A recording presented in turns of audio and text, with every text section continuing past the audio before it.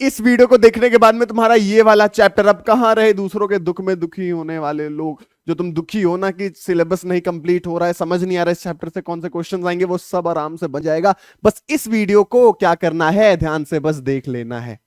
बस आराम से पिक्चर की तरह इस वीडियो को देख लो।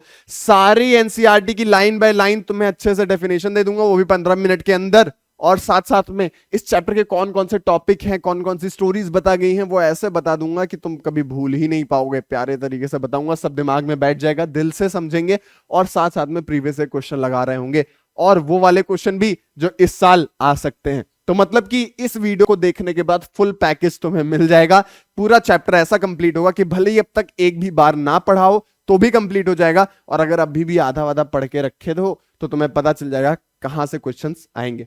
तो यार क्या करना है, बस चाय पानी और 2 मिनट की मैगी बनाकर बैठ जाओ और इस वीडियो को आराम से देखते रहो, ठीक है। मेरा नाम है नरेंद्र पाठक और यह है तुम्हारा प्यारा सा चैनल, ठीक है। इसको नीचे सब्सक्राइब कर लो, जिससे कि नए लेक्चर जो राइटिंग सेक्शन 1 शॉट में, ग्रामर सेक्शन 1 शॉट में जो हम लोग 10-10 मिनट में करते रहते हैं, वो तुम तक पहुंच जाएं। और अपने चुटपुटिया दोस्तों को भी शेयर कर दो। स्टार्ट करते हैं अपना अब कहां दूसरे के दुख में दुखी होने वाले।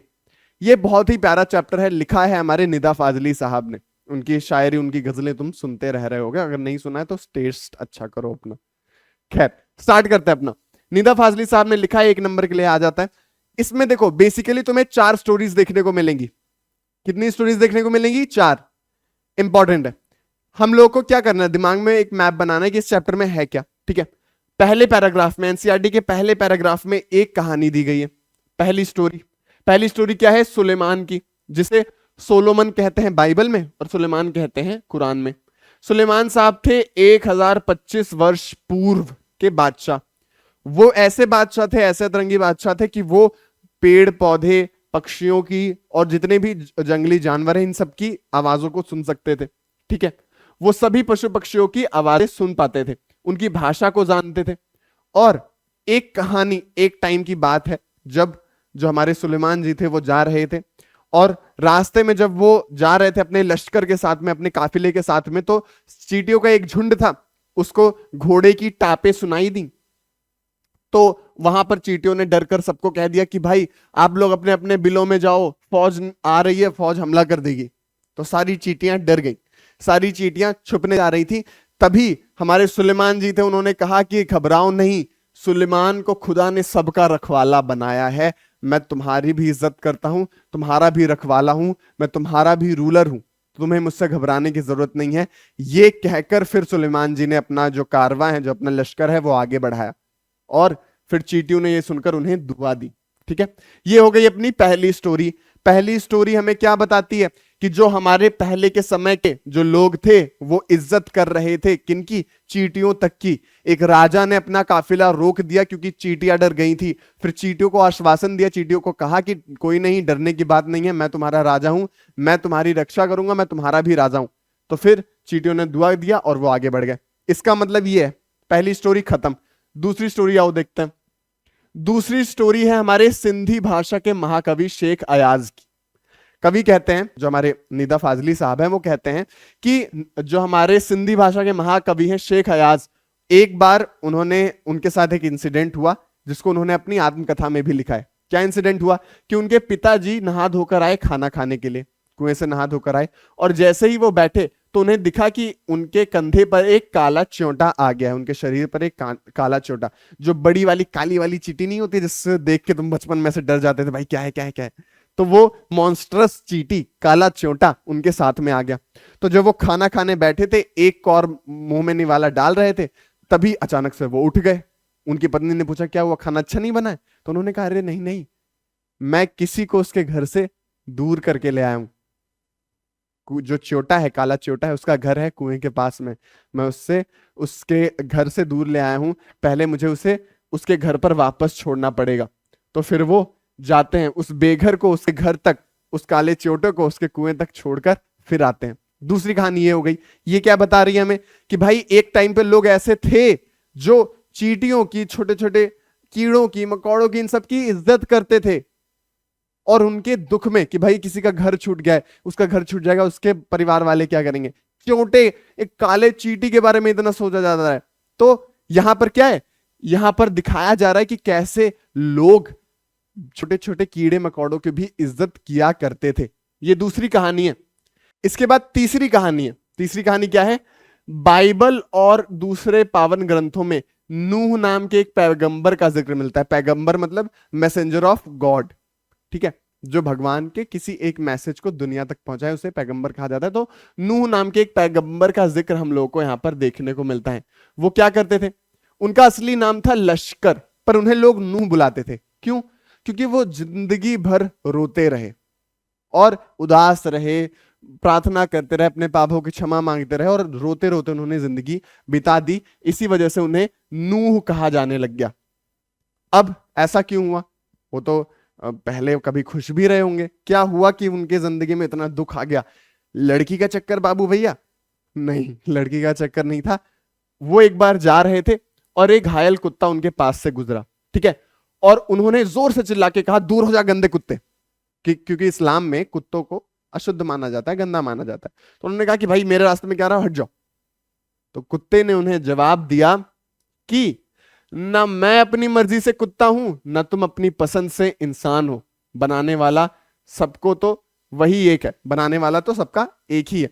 अब कुत्ते की ये बात सुनकर जो हमारे नूह थे, जो हमारे लश्कर थे, वो रोने लग गए, क्योंकि उन्हें ये रियलाइज हुआ, उन्हें ये पता चला कि हाँ, जो बनाने वाला है वो एक है, जो जिसने सबके अंदर जान डाली है, वो भगवान है, वो ईश्वर है और वही सबको बना रहा है। मैं आज इंसान बना हूं, तुम आज इंसान बने हो, इसमें तुम्हारा कोई से नहीं था कि तुम इंसान चूज कर रहे थे, तुमने कोई एग्जाम दे दिया और क्लियर हो गया तो तुम इंसान बन गए। ऐसे ही उस कुत्ते का भी कोई से नहीं रहता कि वो कुत्ता कुत्ता बनना चाहता था। भगवान ने सबको कुछ ना कुछ अपनी जान, अपनी रचना दी है और हम लोग सब जिंदा हैं, हम लोग सब एक ही धरती पर रह रहे हैं और बनाने वाला एक है। ये रियलाइजेशन, ये जब उन्हें लगा कि भाई हाँ ये बात सही है, मुझ में कोई स्पेशल नहीं है कि मैं इंसान बनाऊं, उसमें कोई खराबी नहीं है कि वो कुत्ता बनाया, भगवान ने उसे बनाया है, सब मरने के बाद इसी मिट्टी में मिल जाते हैं। ये सब रियलाइजेशन जब हुई, ये सब जब उन्हें थॉट्स आने लग गए, तो वो रोने लग गए। उन्हें अपने कहे हुए शब्दों पर पछतावा हुआ कि उन्होंने उस कुत्ते को गंदा कह दिया।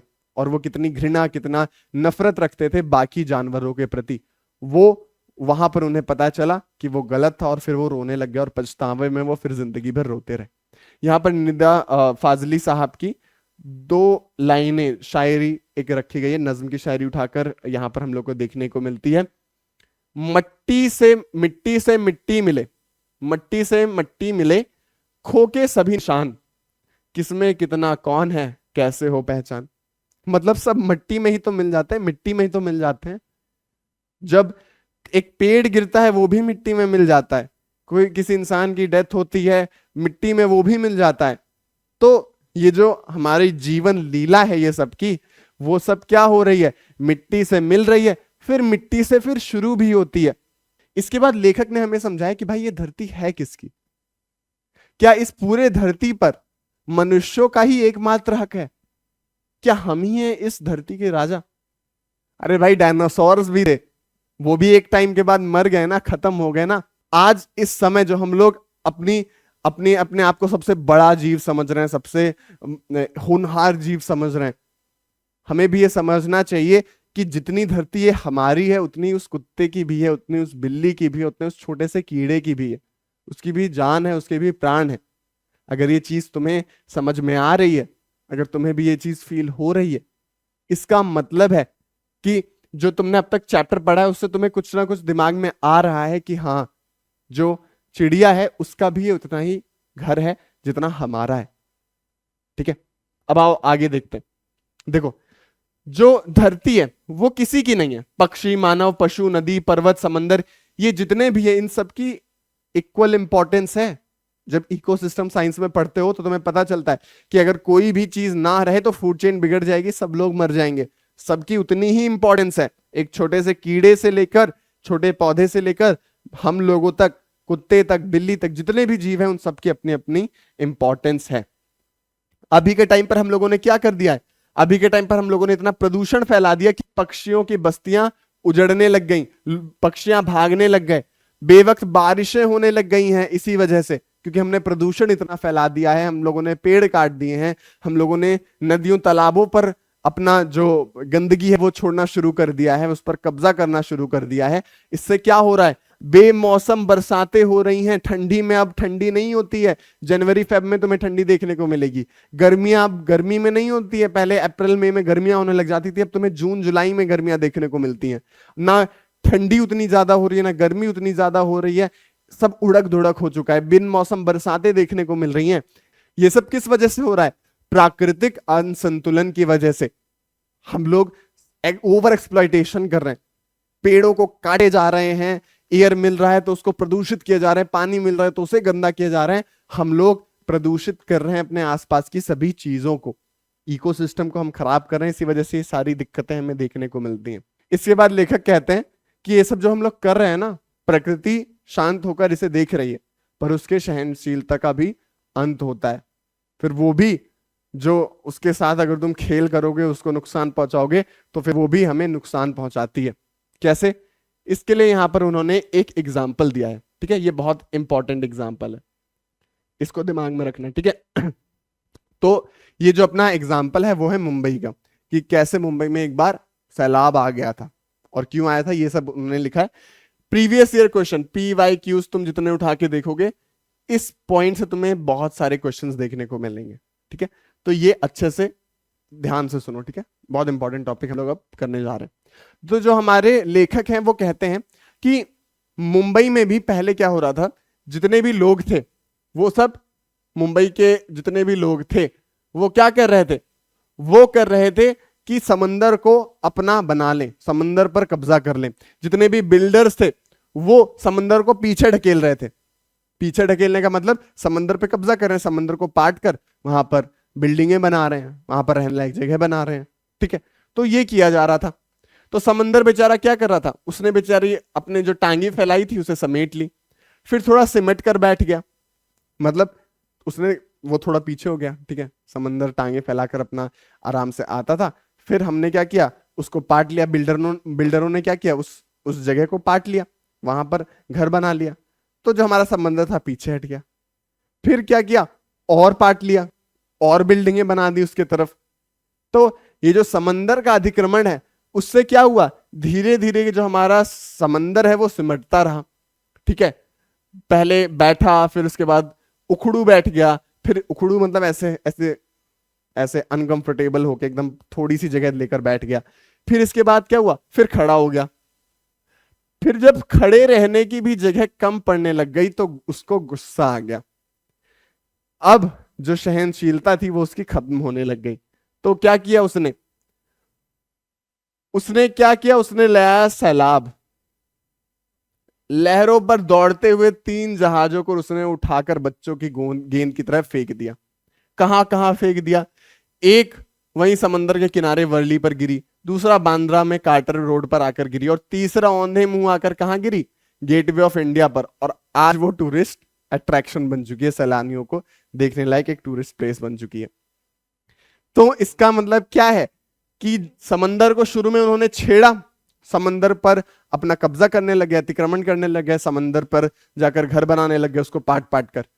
तो समंदर ने कुछ देर तक तो झेला, लेकिन फिर जब उसकी सहन शक्ति खत्म होने लग गई तो गुस्सा आ गया, और गुस्से में उसने फेंक दिया 3 जहाजों को। मतलब वहां सैलाब आ गया, वहां पर बाढ़ आ गई, और भेज दिया 3 जहाजों को कि भाई देखो, अगर छेड़ोगे तो छोड़ेंगे नहीं, एक टाइम तक शांत रहेंगे, पर अगर ज्यादा ही दिक्कत कर दोगे तो नहीं छोड़ेंगे। और इसका रिजल्ट हम लोग को यहां पर देखने को मिलता है कि एक सैलाब आ जाता है। ये इंपॉर्टेंट है। ठीक है, ये वाला पोर्शन इंपॉर्टेंट है, इसको दिमाग में रखना। अब इसके बाद में एक चौथी कहानी है। चौथी कहानी है हमारे लेखक की माँ की। ठीक है, अब तक हम लोगों ने 3 कहानी देखी है, पहली, दूसरी और तीसरी। चौथी कहानी लेखक अपनी माँ के बारे में बताते हैं कि कैसे उनकी माँ है वो उनसे कहती थी कि सूरज ढलने के बाद पत्तों को मत तोड़ो। ठीक है, जब दिया बत्ती के समय शाम के टाइम पर फूलों को मत तोड़ो। ठीक है, फिर इसके बाद में वो बद्दुआ देते हैं, दरिया पर जाओ तो सलाम कर दिया करो, दरिया को अच्छा होता है, दरिया खुश होता है। कबूतरों को मत सताया करो, वो हजरत मोहम्मद के खास हैं, भगवान के, जो मुस्लिम कम्युनिटी है उसमें हजरत मोहम्मद को भगवान का दर्जा दिया जाता है, तो उनके वो खास हैं।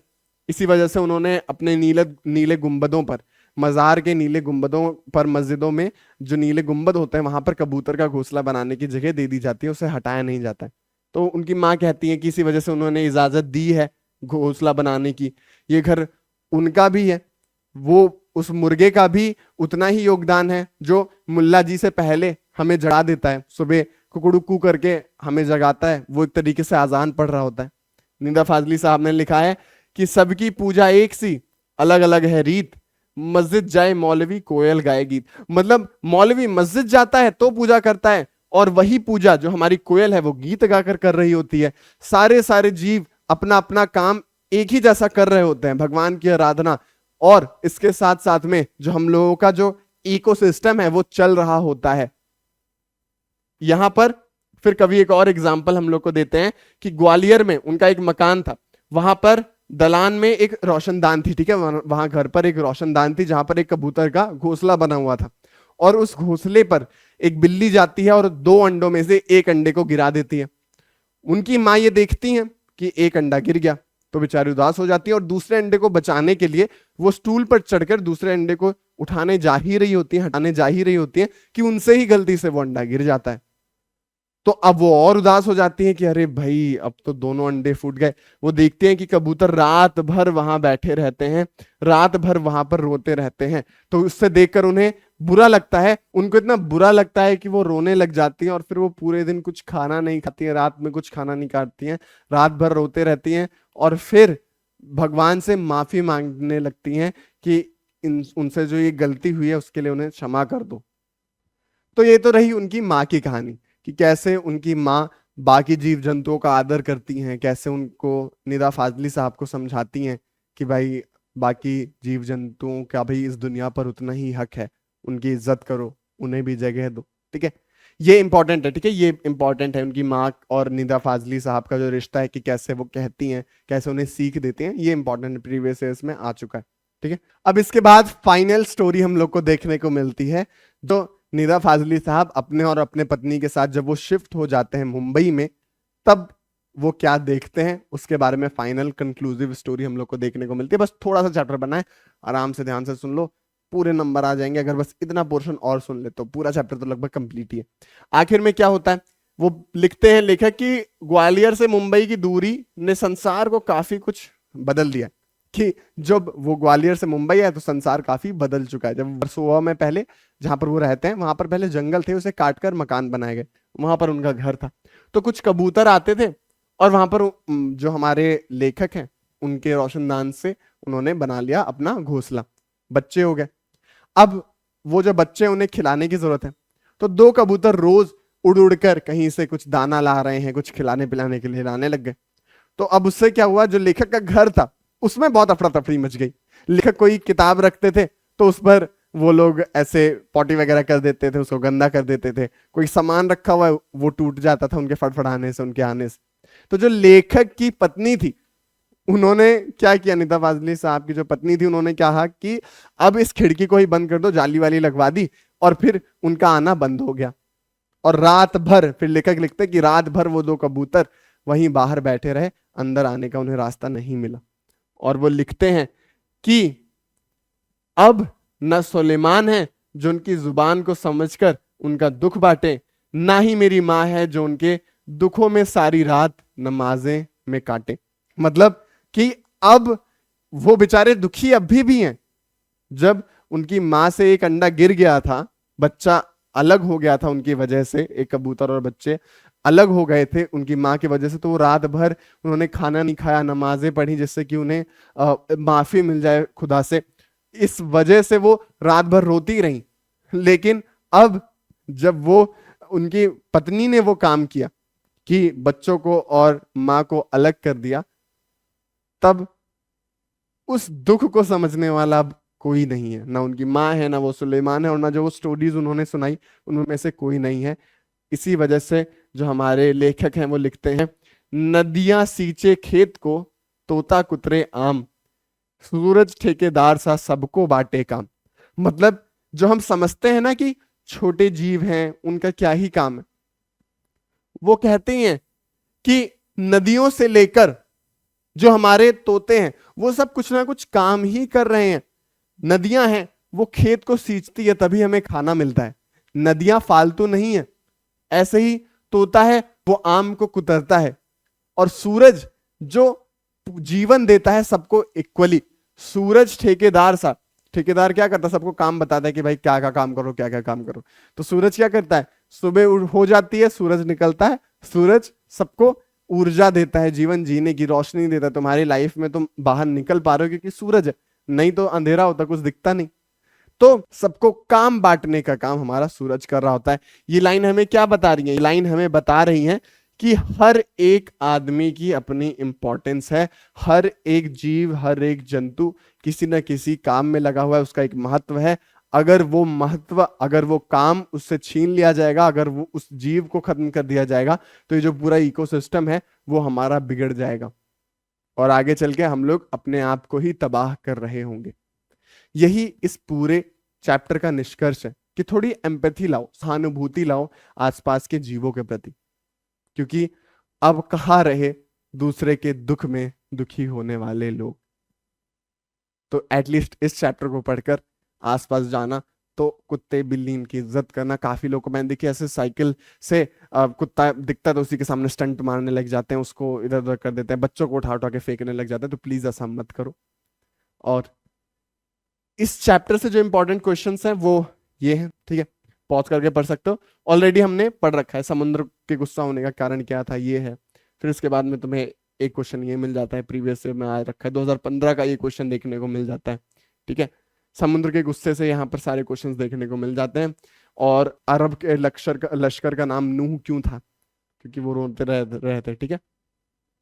ऐसे ही क्या क्या सिखा दी थी लेखक की माँ, ये क्वेश्चन है, ठीक है।